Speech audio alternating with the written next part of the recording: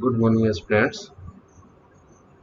In previous classes, I have discussed to you about the rate of reaction, order of reaction, in which we have studied what is the need of order of reaction. Also, we have explained the definition in your syllabus. Nah, we have to study only zero order of reaction and first order of reaction. Although I will give you some tips about the second order of reaction. Are you listening, students? Yes sir. हाँ, चलिए ठीक है।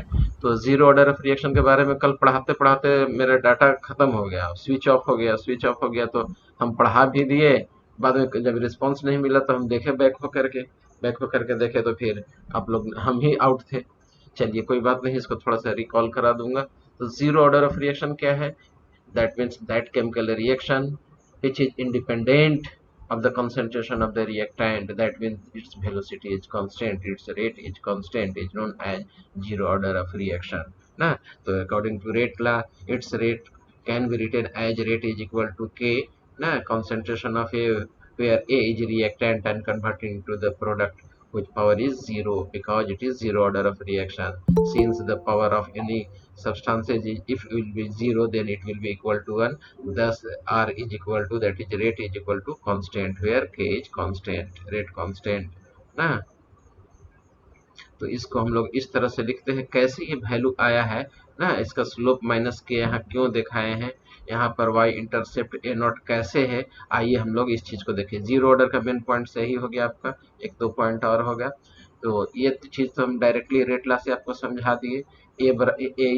Concentration of A is equal to minus के t plus A naught आपका है। कैसे आया इसको हम लोग आगे एक्सप्लेन में किया हूँ।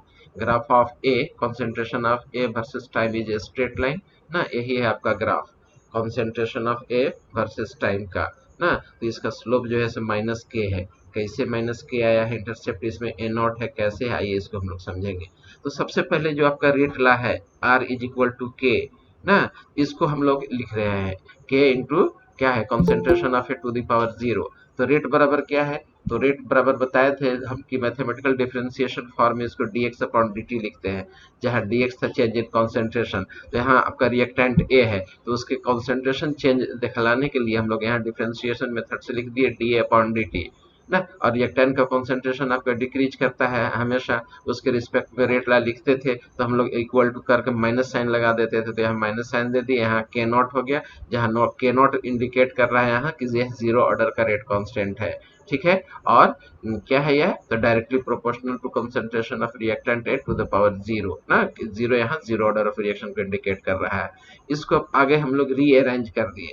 इसको अगर हम रीअरेंज किए तो देखिए डी ए से यहाँ डी ए ले आए और ये डी टी को इसके तरफ ले आए, तो माइनस के था ही आपको, और यहाँ पर आपका क्या हो गया, dt कर दिए। क्यों dt कर दिए, क्योंकि इसका वैल्यू 1 हो गया। किसी भी चीज का अगर पावर 0 हो जाए तो उसका वैल्यू 1 होता है। तो यहाँ पर हो गया da, ये हो गया dt आ गया यहाँ पर ना, यहाँ से क्रॉस मल्टीप्लीकेशन करके के नॉट एक को हटा दिए। कैसे हटाए, इसका पावर 0 है इसलिए। अब इसको इंटीग्रेट कर दिए with respect to time. On integrating the above equation with respect to time we have ना, तो इसको इंटीग्रेट कर दिए, डी ए हो गया, के कांस्टेंट है, इसको इंटीग्रेशन से बाहर कर दिए माइनस के को, और डी टी है ही टी से इंटीग्रेट कर दिए। तो यहाँ पर आ गया आपका डी ए का इंटीग्रेशन ए हो गया, और ये माइनस के नॉट है तो के नॉट ही हो गया, डी टी का इंटीग्रेशन टी हो गया। एक कांस्टेंट ले आए हम लोग यहाँ पर ना। तो अब कांस्टेंट का वैल्यू हम लोगों को निकालना है, ताकि यहाँ पर कितना वैल्यू आएगा उसको पुट करना है। तो एट टाइम टी बराबर जीरो, अगर टी अगर जीरो हो, रिएक्शन स्टार्ट नहीं हुआ हो, ठीक है, और तब उस वक्त टाइम जीरो हो जाएगा और कॉन्सेंट्रेशन जो होगा वह इनिशियल कॉन्सेंट्रेशन होगा। तो ए जो है आपका A is equal to A naught, जहाँ ए नॉट दिखा रहा है कि इनिशियल कॉन्सेंट्रेशन है। तो इसका वैल्यू अगर आप निकालेंगे, ठीक है, तो टी जैसे ही जीरो होगा ये वैल्यू आपका जीरो हो गया, ठीक है, और ए बराबर हो गया आपका ए नॉट, ठीक है। तो कांस्टेंट बराबर क्या हो गया, ए नॉट। तो इस ए नॉट का वैल्यू अभी इस इक्वेशन में पुट कीजिए। ए है तो देखिए यहाँ ए लिख दिए, इज इक्वल टू माइनस के नॉट टी माइनस के नॉट टी, और कांस्टेंट के जगह पर ए नॉट लिख दिए। तो देखिए हम लोग के पास ये इक्वेशन आ गया, ठीक है। तो यहाँ पर देखिए यही वैल्यू यहाँ लिखा हुआ है direct, the concentration of A is equal to minus के टी प्लस ए नॉट, ठीक है। तो वही यहाँ पर डायरेक्ट, यहाँ डायरेक्ट लिखा हुआ है, यहाँ फिर हम एक्सप्लेन किए हुए हैं, ठीक है। विच इम्प्लाइज के नॉट, यहाँ से हम के नॉट का वैल्यू निकाल सकते हैं। तो के नॉट बराबर कितना होगा, रीअरेंज कर दीजिए क्रॉस मल्टीप्लीकेशन करके, तो ये वैल्यू आ जाएगा A naught minus A T on T हो गया, ठीक है। Half life for zero order of reaction अब हम लोग कैलकुलेट करने जा रहे हैं। हाफ लाइफ क्या है, तो कल हम लोग स्टडी किए थे कि एक टाइम होता है जितने समय में concentration of the reactant is decreased to half of the initial value। इन जितना इनिशियल अमाउंट था रिएक्टेंट का, जितने समय में वह अमाउंट घट करके हाफ हो जाए तो उसको हम लोग क्या कहते हैं, हाफ लाइफ कहते हैं, ठीक है। तो हाफ लाइफ के लिए टी को हम लोग टी हाफ से इंडिकेट कर दिए, यहाँ टी नोटेशन है ना, सब स्क्रिप्ट है, नोटेशन है, t is equal to t half ना। तो टी ए टी हम लोग के निकालना है, टी समय के बाद उसका कंसंट्रेशन क्या हो जाएगा, तो इनिशियल कंसंट्रेशन का हाफ हो जाएगा। तो देखिए यहाँ 2 से डिवाइड कर दिए हैं, ठीक है। अब हम लोग करते क्या है, टी बराबर टी हाफ और ए टी बराबर A naught upon two value put कर रहे हैं इक्वेशन में, ठीक है। तो देखिए ए टी यहाँ पर आपका क्या हो गया, हम लोगों को इसी को रीअरेंज कर दीजिए आप, ठीक है।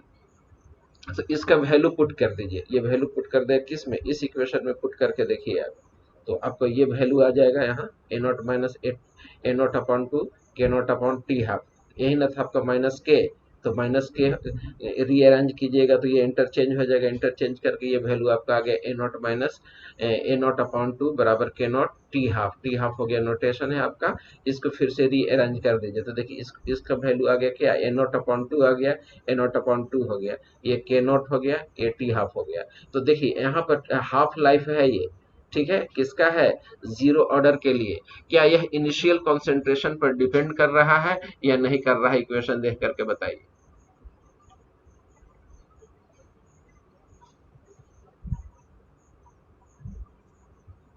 हाँ जी निखिल, डिपेंड कर रहा है, डिपेंड कर रहा है ना, डायरेक्टली प्रोपोर्शनल है। तो ऑब्जेक्टिव यहाँ से क्वेश्चन बनता है, टी हाफ जो है किसके लिए, जीरो ऑर्डर के लिए बोलना पड़ जाएगा ना, टी हाफ यानी हाफ लाइफ किसके लिए, जीरो ऑर्डर के लिए। यह डायरेक्टली प्रोपोर्शनल होता है to the initial concentration of the reactant का, ये आपको याद रखना पड़ेगा, ठीक है। अब आ जाइए, example of zero order of reaction आपको याद रखना है। एंजाइम कैटालाइज्ड रिएक्शन जो होते हैं जीरो ऑर्डर ऑफ रिएक्शन होते हैं। Reaction occurs on metal surface जो होता है वो आपका जीरो ऑर्डर ऑफ रिएक्शन होता है। डिकम्पोजिशन ऑफ गैसियस अमोनिया जो होता है ऑन हॉट प्लेटिनम सरफेस, वह आपका क्या होता है, जीरो ऑर्डर होता है। तो एक साल ऑब्जेक्टिव क्वेश्चन ही पूछा था 1 नंबर का, पहले अब तो चॉइस नहीं रहता था ना, डायरेक्ट 1 नंबर का क्वेश्चन लिखना होता था कि डिकम्पोजिशन ऑफ अमोनिया जो है कौन सा ऑर्डर ऑफ रिएक्शन शो करता है, तो यह आपका zero order of reaction show करता है प्लेटिनम सरफेस पर। डिकम्पोजिशन ऑफ फॉस्फीन हो गया, reaction between acetone and bromine water हो गया, ये सभी के सभी आपको zero order of reaction show करते हैं, ठीक है। अब आ जाइए फर्स्ट ऑर्डर ऑफ रिएक्शन। तो फर्स्ट ऑर्डर ऑफ रिएक्शन क्या है, that chemical reaction whose rate depends on the concentration of only one reactant is called first order of reaction। तो सबसे पहले तो डेफिनेशन हम लोग को यहाँ पर याद हो गया है, क्या ये फर्स्ट ऑर्डर ऑफ रिएक्शन, तो वह ऐसा केमिकल रिएक्शन जिसमें रेट जो हो सिर्फ कॉन्सेंट्रेशन ऑफ वन रिएक्टेंट पर ही डिपेंड करे, ठीक है, तो उसको हम लोग फर्स्ट ऑर्डर ऑफ रिएक्शन कहेंगे। यहाँ पर एक रिएक्टेंट आपको दिखलाया गया है स्क्रीन पे, ए इज कन्वर्टिंग इनटू प्रोडक्ट। तो हम लोग को प्रोडक्ट क्या दे रहा है, रेट लॉ में उससे कुछ लेना देना नहीं है, क्योंकि रेट लॉ में मैं आपको पढ़ा चुका हूँ कि rate law indicates that the rate of reaction is directly proportional to the concentration of each reactant raised to some power, that power may or may not be equal to the its coefficient, ठीक है। तो ए हम लोग मतलब rate law में या order of reaction में rate law से डायरेक्टली रिलेटेड है, उसको किसी प्रोडक्ट से लेना देना नहीं है, मतलब A is converting into the product, ठीक है। तो इसके लिए रेट लॉ लिख दिए, तो रेट लॉ क्या क्या कहता है, rate is directly proportional to concentration of reactant. तो सबसे पहले हम लोग रेट लॉ लिख दिए, रेट लॉ से ये आ गया, जहाँ के हो गया, यहाँ माइनस देते हम लोग ना, तो यहाँ ना देकर के माइनस हम इधर कर दिए हैं, उससे आपको कोई दिक्कत नहीं है ना, क्योंकि ए के रिस्पेक्ट में रेट जो होता है हमेशा कंसंट्रेशन ऑफ रिएक्टेंट डिक्रीज करता है, इसलिए माइनस साइन लेते हैं। तो यहाँ ना देखा करके हम यहाँ पर माइनस दिखा दिए हैं। आइए, लेट द इनिशियल कॉन्सेंट्रेशन, जब अगर रिएक्शन स्टार्ट नहीं हुआ हो तो उसका इनिशियल कॉन्सेंट्रेशन जो रहा होगा वह ए नॉट है मान लीजिए, ठीक है। And after time t concentration जो है ए टी उसका हो गया। तो above equation can be rearrange as, तो एबव इक्वेशन को हम लोग क्या कहा जाता है, इस तरह से रीअरेंज कर सकते हैं। किसको, इसी इक्वेशन को पहले हम रीअरेंज किए हैं, ये इक्वेशन जो है इसको रीअरेंज किए तो माइनस डी ए हो गया। यहाँ से एज कॉन्सेंट्रेशन जो था यहाँ पर ले आए, तो देखिए यहाँ पर ये हो गया, यहाँ पर के था, डी टी को इस साइड ले गए तो डी टी हो गया, रीअरेंज कर दिए हम लोग, ठीक है। अब आइए इसको हम लोग इंटीग्रेट करते हैं, कहाँ से कहाँ, ए टी से ए नॉट तक, ठीक है, ए टी से ए नॉट तक, और टी से जीरो के बीच में इंटीग्रेट करते हैं इसको, ठीक है। तो आइए इसका इंटीग्रेशन कर रहे हैं हम लोग, कहाँ से, ए नॉट से ए टी तक कर दिए, डी अपॉन कॉन्सेंट्रेशन ऑफ ए का इज इक्वल टू के कांस्टेंट था इसलिए इंटीग्रेशन से बाहर कर दिए ना, इंटीग्रेट कर दिए डी टी को जीरो से टी के बीच में। तो आपसे मैं किससे पूछ लूं, आकाश से। हाँ आकाश, मैथ्स है कि बायोलॉजी? Biology sir. नहीं पता है बेटा, वॉल्यूम बढ़ाइए। Biology sir. बायोलॉजी है, अच्छा ठीक है। ये मैथ्स वाले से पूछ लेते हैं, किससे हम मैथ्स पूछ ले। चल रिया तुम बताओ, ये लॉ, ये क्या कहा जाता है, dx अपॉन x का इंटीग्रेशन कितना होगा? सर लॉग बेस ई का लॉग बेस ई। बिल्कुल सही, एग्जैक्टली ठीक है, बिल्कुल सही है। थोड़ा बायोलॉजी वाले लड़के ये याद रखेंगे कि अगर कोई फॉर्मेट हो जैसे dx अपॉन x हो तो उसको इंटीग्रेशन हो। हम लोग को भी बड़ा गुस्सा आता था जब नहीं सीखे थे इंटीग्रेशन, इंटरमीडिएट में थे, जहाँ हाथी का सूंड देखते थे गुस्सा आने लगता था ठीक है।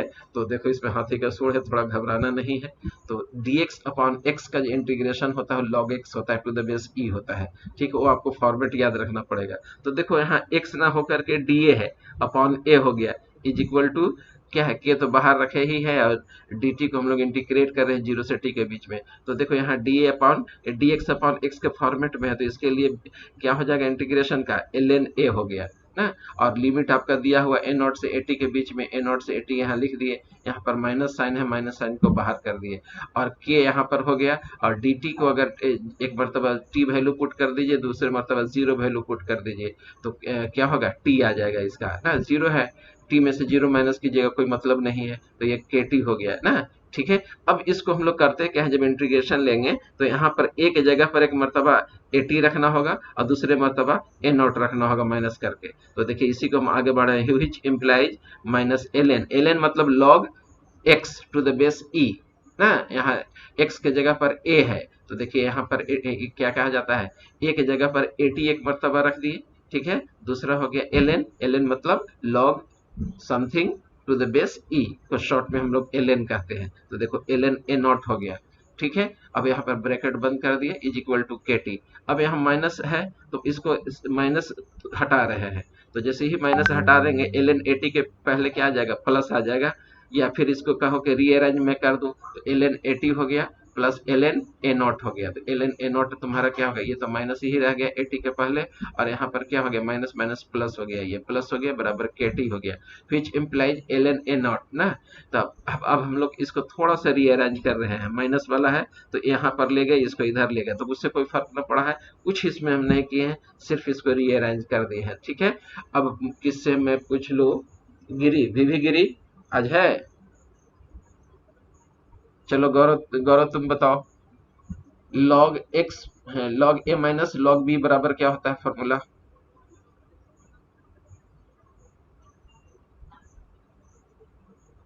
गौरव तिवारी, गौरव, चलो परवीन तुम बताओ, आज तुमसे कुछ नहीं पूछे हैं। log a by b। हाँ लॉग ए अपॉन बी ना। तो देखिए इस फॉर्मेट में है, इसको हम तोड़ रहे हैं, तो इसको हम तोड़ दिए, ठीक है। आगे देखिए, तो यहाँ उसी के फॉर्मेट में एल एन हो गया, A naught upon A T आ गया बराबर के टी। इसको अब हम हिच इम्प्लाइज ना, थोड़ा सा हम माइनस साइन लाने के लिए किए क्या कि इसको ऊपर नीचे कर दिए, इंटरचेंज कर दिए, जहाँ ए नॉट था वहाँ ए टी कर दिए, और जहाँ ए टी था वहाँ ए नॉट कर दिए, तो ऑटोमेटिक यहाँ माइनस आ जाएगा। अब देखिए एक्सपोनेंट के फॉर्म में इसको हम कन्वर्ट कर रहे हैं, ठीक है। तो एक्सपोनेंट के फॉर्म में कन्वर्ट करेंगे तो यहाँ पर क्या हो जाएगा, ए टी बराबर, यहाँ ए टी का वैल्यू निकाल रहे हैं एक्सपोनेंट के फॉर्म में, तो A T is equal to A naught ना, E to the power exponent to the power minus के टी, इसको इक्वेशन ए मान लिए। तो यहाँ पर इस इक्वेशन से क्या इंडिकेट हो रहा है, परवीन बताएगा।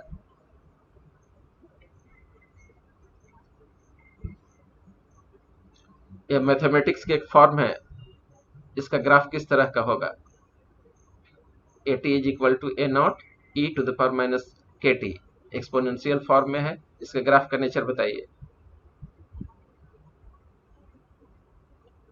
चलिए डिपार्टमेंट ऑफ बेगूसराय,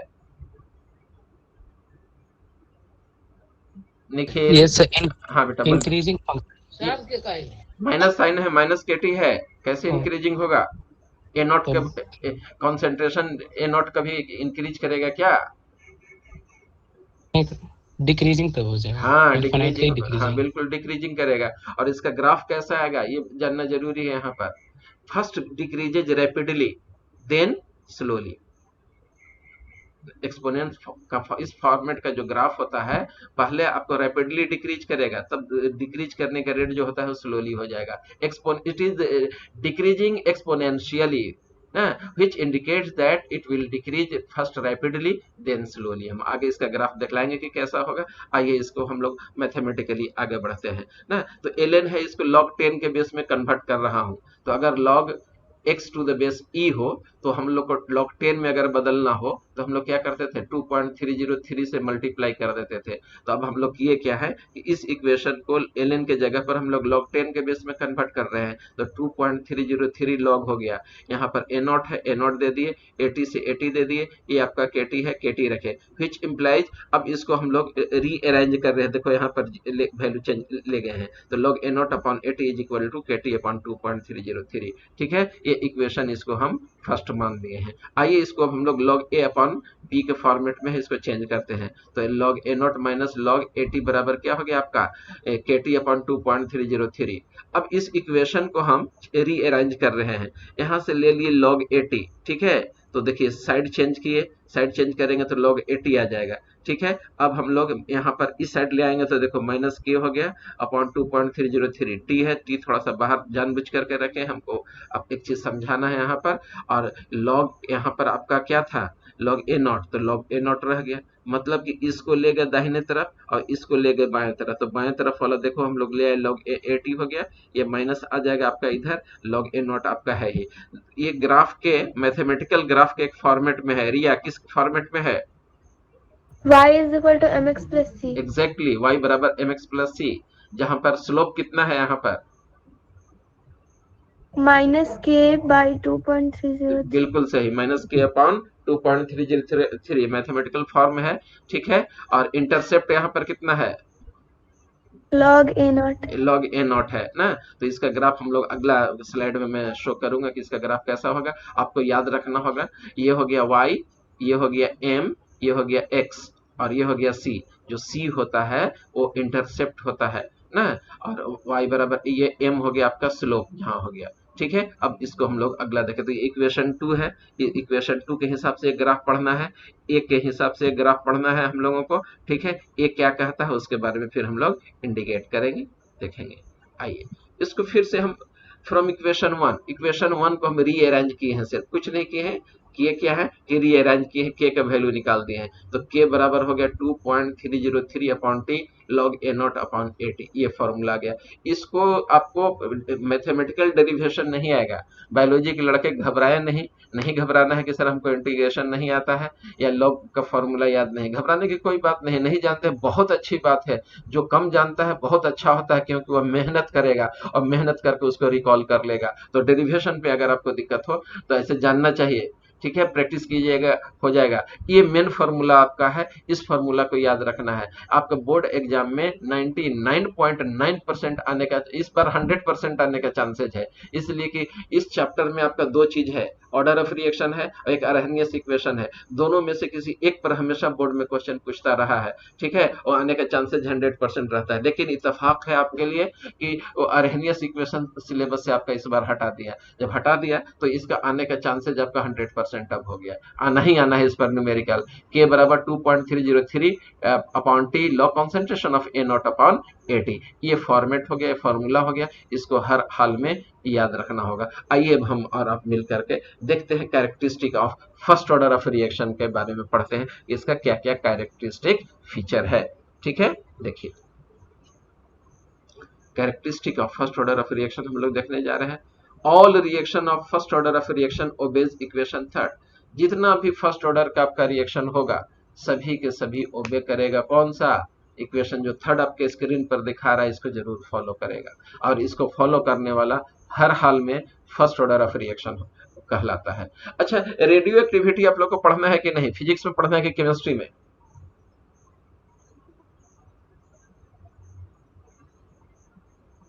हाँ जी, रेडियो एक्टिविटी आपको फिजिक्स में पढ़ना है कि केमिस्ट्री में? एनीवन? देखो तो बेटा ये कटा नहीं ना है। मॉडर्न हाँ, मॉडर्न फिजिक्स में ठीक है बेटा, बच्चे जुड़े हुए मॉडर्न फिजिक्स में पढ़ना है तो बता सकते हैं रेडियो एक्टिविटी या रेडियो एक्टिव डीके जो होता है, क्या यह फर्स्ट ऑर्डर होगा या जीरो ऑर्डर होगा या सेकेंड ऑर्डर होगा?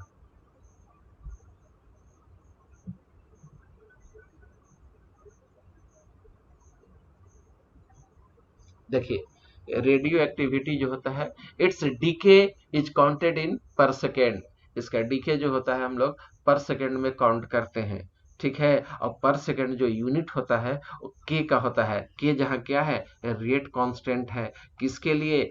फर्स्ट ऑर्डर ऑफ रिएक्शन के लिए। अलग से हम यूनिट पढ़ाएंगे, यूनिट हम लोग कैसे निकालेंगे, जीरो ऑर्डर के लिए, फर्स्ट ऑर्डर के लिए, वन ऑर्डर के लिए, first order, second order, third order and nth order के लिए, ठीक है। तो बात की चीजें हैं, तो उसका काउंट जो होता है रेडियो एक्टिव डीके का पर सेकेंड में काउंट होता है उसका डीके, किस रेट से वो डीके कर रहा है। Since its unit is per second which is similar to that of the K of the first order of reaction, therefore radioactivity की decay is first order of reaction. तो कोई आपसे पूछे कि रेडियो एक्टिविटी कैसे हम समझे कि ये फर्स्ट ऑर्डर ऑफ रिएक्शन है, तो उनको समझाइए कि रेडियो एक्टिविटी डीके जो होता है वो मेजर होता है किस में आपका, तो पर सेकेंड में मेजर होता है। और पर सेकेंड जो यूनिट होता है फर्स्ट ऑर्डर ऑफ रिएक्शन का होता है के का, इसीलिए यह फर्स्ट ऑर्डर ऑफ रिएक्शन है। तो all the reaction of first order of reaction, all the reaction of first order of reaction obeys equation third। चलिए दूसरा इसका कैरेक्टरिस्टिक फीचर देखिए, द वैल्यू ऑफ के obtained should always be same. जैसे कोई एक रिएक्शन है तो क्या के का वैल्यू डिफरेंट कॉन्सेंट्रेशन पर डिफरेंट हो जाएगा या हमेशा सेम रहेगा? एक रिएक्शन के लिए हाँ हम कंसंट्रेशन नहीं करते हैं। कॉन्सेंट्रेशन, चलिए कॉन्सेंट्रेशन आपका आ गया तो मैं यहीं पर डिस्कस कर दूं। इक्वेशन थर्ड जो आपके स्क्रीन पर दिखाई दे रहा है, ये बताइए देख करके इक्वेशन, यह इनिशियल कॉन्सेंट्रेशन पर डिपेंड कर रहा है कि नहीं कर रहा है? इक्वेशन देखिए और बताइए whether the k is depending on a naught or not। Yes sir. हाँ कैसे कोई एक बोलिए।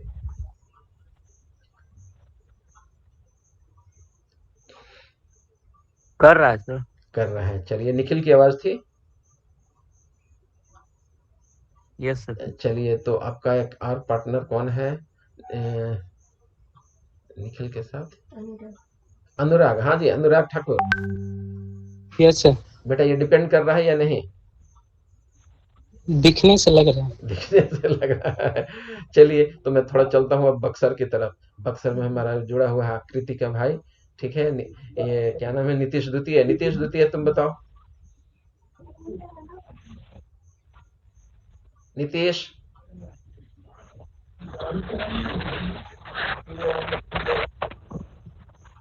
चलिए तो मैं परवीन के पास जा रहा हूँ। हाँ जी परवीन तुम बताओ।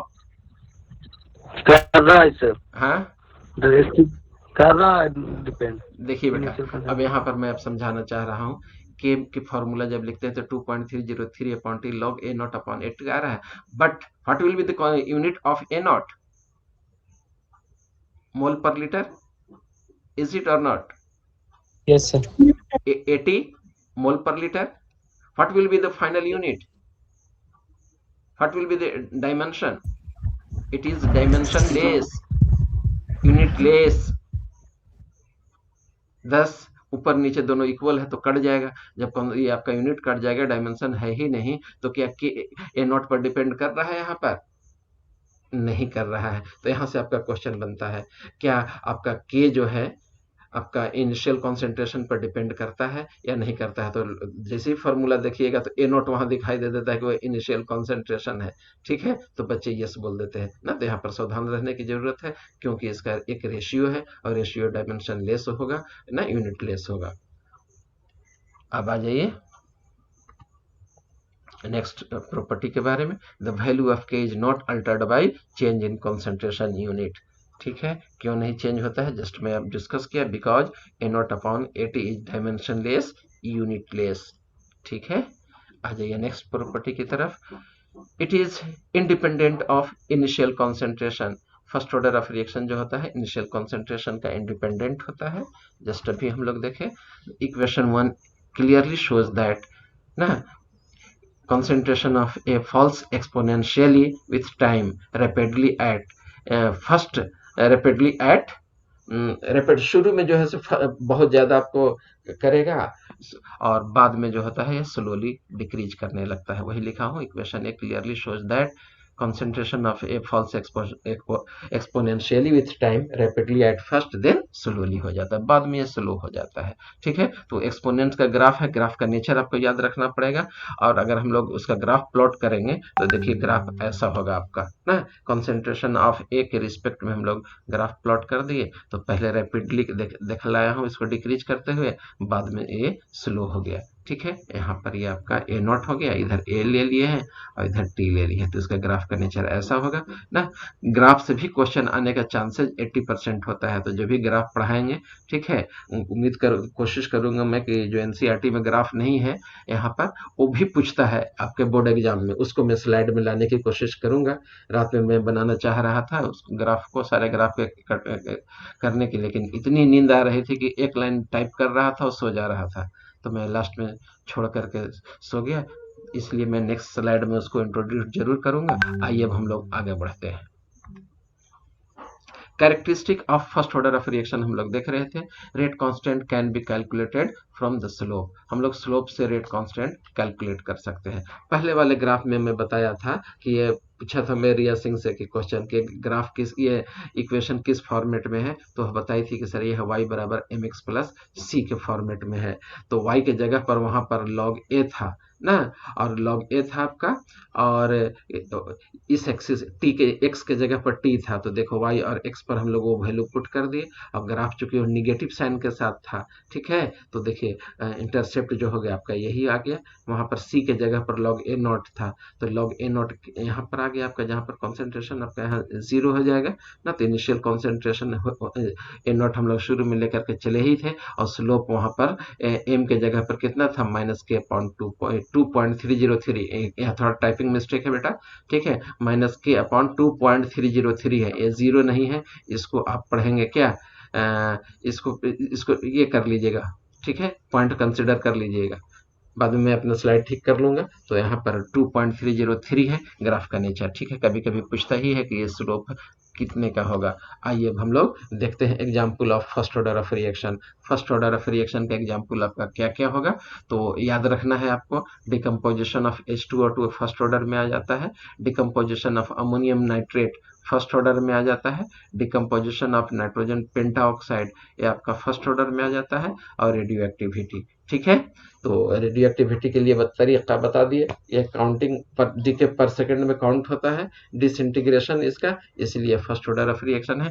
बाकी N2O5 और H2O का डिकम्पोजिशन हो या अमोनियम नाइट्रेट का डिकम्पोजिशन हो, वो रेट लॉ पर डिपेंड करता है, रेट लॉ में जैसे आएगा। और रेट लॉ का जो पावर होता है कॉन्सेंट्रेशन का, वो एक्सपेरिमेंटली कैलकुलेट होता है, इसलिए घबराने वाली बात नहीं है कि यह कैसे होगा, उसको आपको याद रखना पड़ेगा एग्जाम्पल, नहीं तो रेट लॉ दिया हुआ रहेगा तो ऑर्डर ऑफ रिएक्शन निकलेगा, जो कि मैं कल ही आपका क्लास में कई एक रिएक्शन लेकर के रेट लॉ लिखा था, और आपसे फीडबैक लिया था कि इसका ऑर्डर ऑफ रिएक्शन क्या होगा, आप बखूबी उसका आंसर भी दिए थे। आइए अब हम आप मिल करके half life of first order of reaction calculate करते हैं। तो सपोज कि टी बराबर टी हाफ हो गया, जहाँ टी हाफ जो है से इंडिकेट कर रहा है हाफ लाइफ के लिए, और after time t initial concentration of the reactant will be reduced to half ना। तो इनिशियल कॉन्सेंट्रेशन आपका कितना था, ए नॉट था, तो ए नॉट अपॉन 2 हो गया, हाफ टी हाफ के लिए 80 बराबर। ठीक है, फ्रॉम इक्वेशन थर्ड में अभी ये वैल्यू पुट कर दीजिए।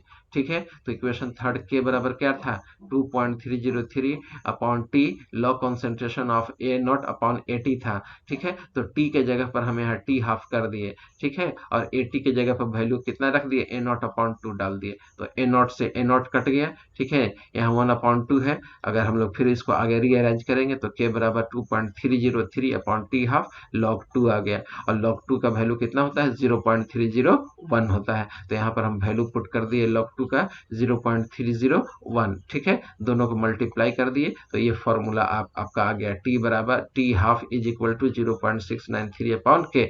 तो इसका हाफ लाइफ देखिए तो इनिशियल कॉन्सेंट्रेशन पर डिपेंड कर रहा है कि नहीं, फर्स्ट ऑर्डर का नो सर। नहीं कर रहा है। और इसमें क्या कहा जाता है, जीरो ऑर्डर में डिपेंड कर रहा था कि नहीं, यस सर। कर रहा था। तो यहीं पर आपका दो तरह का आ गया, जीरो ऑर्डर में डिपेंड करता है हाफ लाइफ आपका इनिशियल कॉन्सेंट्रेशन पर, लेकिन आपका फर्स्ट ऑर्डर ऑफ रिएक्शन का जो हाफ लाइफ होगा वो आपका इनिशियल कॉन्सेंट्रेशन पर आपका डिपेंड नहीं करता है।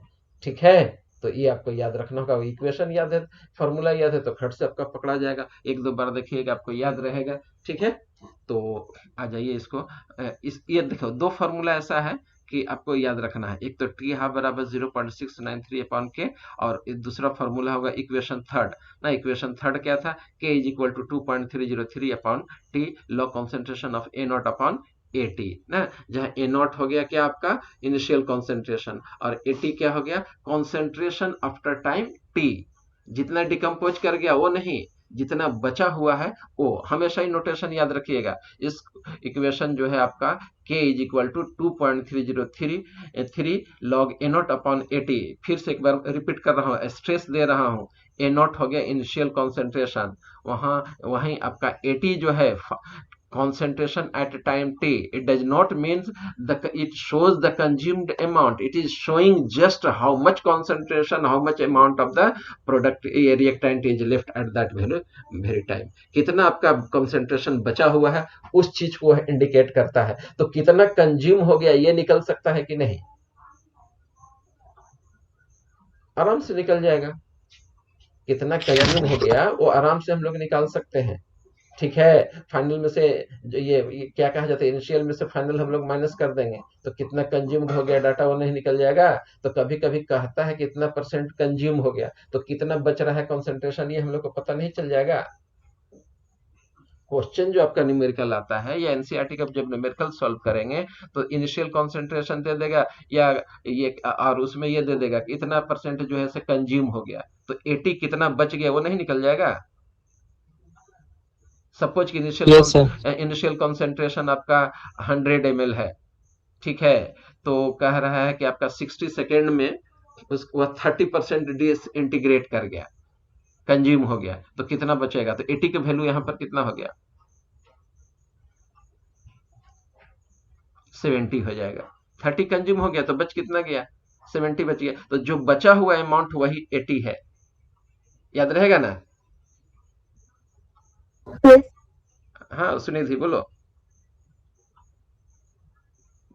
यहाँ पर न्यूमेरिकल पूछता है और न्यूमेरिकल में बेटा यही पूछता है कि इतना परसेंट कंज्यूम हो गया तो कितना परसेंट बच गया, तो वही आपको वहां पर 80 जो है से बचा हुआ कंसंट्रेशन है, does not indicates the consumed amount, it is indicating how much amount is left. ठीक है, ये याद रखिएगा स्टेटमेंट आप। चलिए अब आइए, half life of first order of reaction is constant. Half life जो होता है यह कांस्टेंट होता है। अब इसके लिए हम लोग वैल्यू जो है से देख रहे हैं, आपको ये एक्सपेरिमेंटल बेसिस पर ये ग्राफ तैयार किया हुआ है आपका ना, पावर पॉइंट में भी एक्सेल हम लोग इसको घुसा ही देते हैं। तो आपको देखिए इधर हम कॉन्सेंट्रेशन ले लिए, ठीक है, मोलरिटी में, और इधर टाइम ले लिए। सपोज कि इनिशियल कॉन्सेंट्रेशन आपका क्या है, कुछ अमाउंट है आपका, यहाँ 1 लिए हुए हैं ना, 1 मोलरिटी लिए हुए हैं, तो इसके हाफ लाइफ पर इसका कॉन्सेंट्रेशन घट करके क्या हो जाएगा, 0.50 हो जाएगा। ठीक है, इतना हो गया आपका कॉन्सेंट्रेशन। नेक्स्ट सेकेंड हाफ के लिए इसका कॉन्सेंट्रेशन 0.25 हो जाएगा, थर्ड हाफ के लिए इतना हो जाएगा। तो कभी कभी जो क्वेश्चन पूछता है, हालांकि रेयर केस में पूछता है कि सपोज कि कोई एक रिएक्टेंट था, first order of reaction show कर रहा है, ठीक है, और first order of reaction show कर रहा है और 3 हाफ लाइफ उसमें हो गया, तो बोलिए कि वह कितना अमाउंट बचेगा, निकल नहीं जाएगा। शुरू में 1 लगेगा, फिर हाफ करेंगे, फिर हाफ करेंगे, फिर हाफ करेंगे, तब ऐसे करेंगे। और यूनिटरी सिस्टम से कीजिएगा तो गलत हो जाएगा ना, यूनिटरी सिस्टम से यहाँ पर आपका नहीं होगा। या फिजिक्स में पूछ सकता है, या पूछता था हम लोगों के समय में, आप लोगों के टाइम में फिजिक्स में कैसा क्वेश्चन आ रहा है देखा नहीं हूँ मैं। पूछ देता है कि जैसे रेडियो एक्टिव डीके हो रहा है, उसको हम लोग 50 ग्राम लिए हुए हैं, 3 हाफ लाइफ हो गया, तो 3 हाफ लाइफ के बाद वह कितना बचेगा उसको बताइए, तो नहीं निकल जाएगा।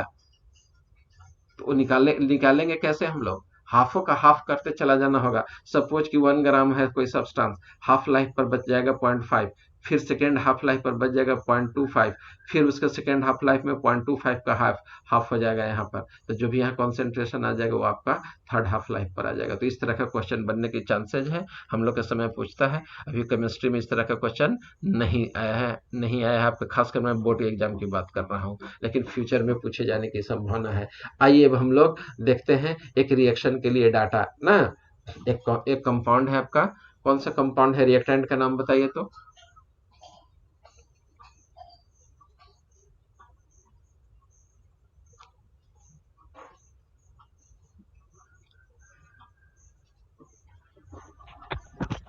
हाँ जी, रिएक्टेंट का नाम बताइए।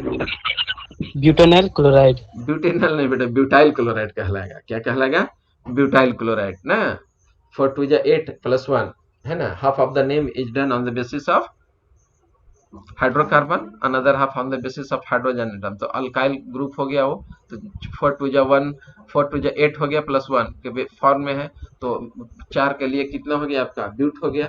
और एक ज्यादा है हाइड्रोजन के लिए, आई लग गया तो ब्यूटाइल आ गया, ब्यूटाइल क्लोराइड हो गया। इसका हाइड्रोलिसिस करा दिए तो butyl alcohol plus hydrogen chloride मिल गया। अब दोनों का, अब इसका कॉन्सेंट्रेशन जो है से आपका दिया हुआ है, किस तरह से आपको चेंज कर रहा है, कौन, ब्यूटाइल क्लोराइड अल्कोहल में, उसका कॉन्सेंट्रेशन दिया हुआ है टाइम के रिस्पेक्ट में। इसके लिए हम लोग ग्राफ देखिए, इस तरह का ग्राफ आएगा, इधर कॉन्सेंट्रेशन ले लिए और इधर हम लोग टाइम ले लिए, मतलब कि कॉन्सेंट्रेशन जो है से इस तरह से डिक्रीज करता हुआ चला जाएगा आपका, ठीक है।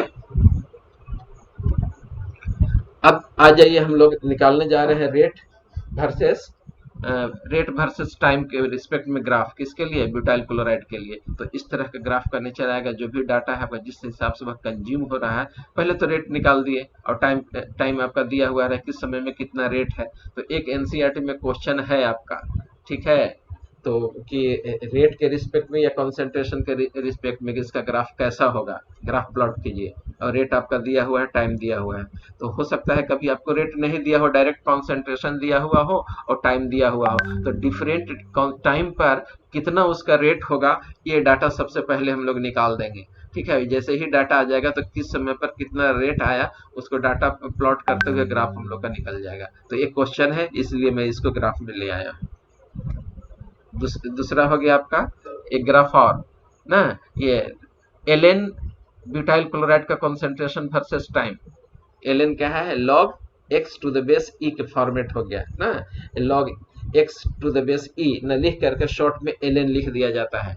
तब हम लोग एलएन और कॉन्सेंट्रेशन ऑफ रिएक्टेंट ले लिए ना, और टाइम के रिस्पेक्ट में हम लोग ग्राफ प्लॉट कर दिए। तो इस तरह का नेचर आपका आ जाएगा, ग्राफ का नेचर आपको याद रखना है। तो स्लोप इसमें जो होगा आपका, अगर स्लोप दिया हुआ हो तो के हम लोग आसानी से निकाल सकते हैं फर्स्ट ऑर्डर के लिए ना। स्लोप बराबर आपका क्या था फर्स्ट ऑर्डर में, तो माइनस के अपॉन क्या था, 2.303 था, ठीक है। तो वहां से देखिए उसको अप्लाई यहाँ किया हूँ, टी हाफ का वैल्यू आपका कितना हो गया, 0.693 अपॉन के, और के का वैल्यू आपको जब निकल जाएगा जो कि आपका स्लोप है, तो वहां से ये वैल्यू पुट करके इसका हम लोग टी हाफ कैलकुलेट कर सकते हैं।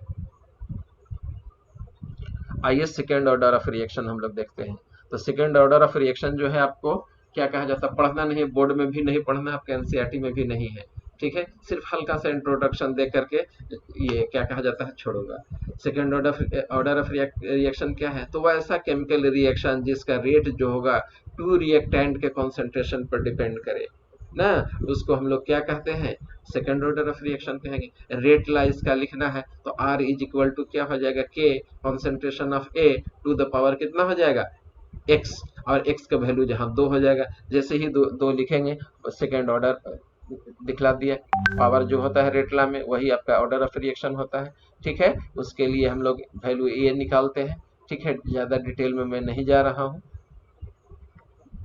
ग्राफ जो आएगा आपका स्लोप उसमें इस तरह का आता है, ठीक है। बस आज इतना ही रहने दीजिए, ठीक है। हालांकि ग्राफ ढेर सारा सेकेंड ऑर्डर का भी निकाल दिया हूँ, आप देख सकते हैं। हल्का सा आइडिया देता हूँ आपको। ये हो गया, ये ग्राफ है आपका, ये है, ये है, ढेर सारा है प्रैक्टिस के लिए। फिर डिटर्मिनेशन ऑफ रेट ला, तो कल जो मैं पढ़ाऊंगा रेट ला कैसे डिटरमाइन किया जाता है, कैसे निकलता है इनिशियल रेट मेथड से, एक्सपेरिमेंटली कैसे निकलता है, ग्राफिकल मेथड से कैसे होता है, वो हम लोग कल स्टडी करेंगे। बस आज के लिए इतना ही पर मैं रोक रहा हूँ आपको, ठीक है।